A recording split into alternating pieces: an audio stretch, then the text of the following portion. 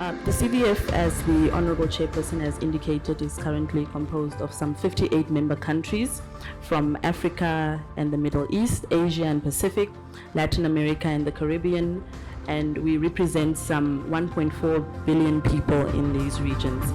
And essentially our aim has been to find areas for collaboration and to ensure that we are not duplicating efforts, but rather that our work is complementary. I fully commit to continue to support the work of the Climate Developer Forum Global Parliamentary Group through the work of the Champions Group, and I encourage all members of Parliament with a keen interest in taking the climate agenda forward to join our network. It's my distinct honor and pleasure to welcome you all to the CVF Global Parliamentary Group Dialogue, aimed at concretizing our working methods. So we're here today to call for action on climate change from the parliamentary community. We look forward to building a partnership with the CVF and its Global Parliamentary Group. As we know, climate change does not recognize national borders. We are compelled to take action now and not tomorrow. Today, on behalf of Rwanda Parliament, I welcome all of you who join us at the inaugural annual dialogue of the Climate Vulnerable Forum Global Parliamentary Group.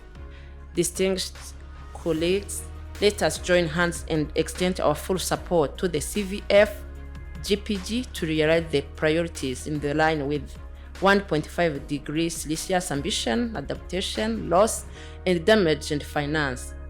To realize the above, our Parliament expresses strong belief that the Ghana presidency of the CVF and the chairmanship of Honorable Emmanuel Mafo will show us the way through the CVF Global Parliamentary Group.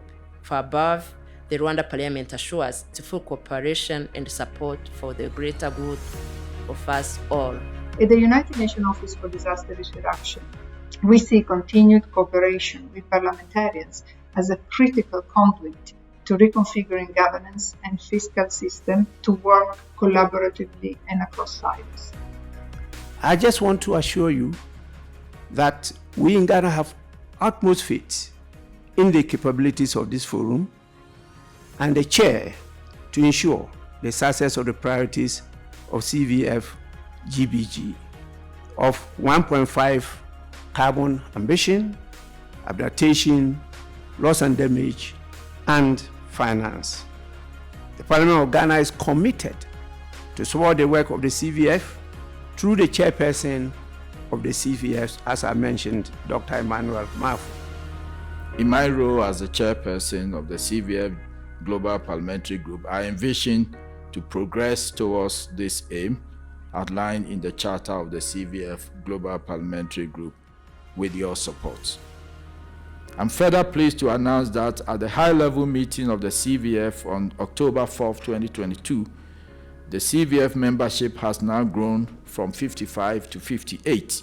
So we feel that we would also like to join the Global Vulnerable Forum and also be part of the parliamentary dialogue. I represented Pakistan in COP26 in Glasgow last year, and I look forward to taking part in the Parliamentary Champions Program of CVF, which is, I think, a very important forum for the parliamentarians also. This is an issue which concerns not one country but humanity, and it's about human security, the lives and livelihoods of people.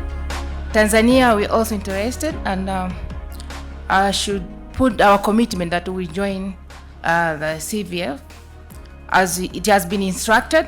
We just have to follow up on the procedure to be undertaken for us to be a permanent member of this important forum. Not only in our part of the world, but around the globe.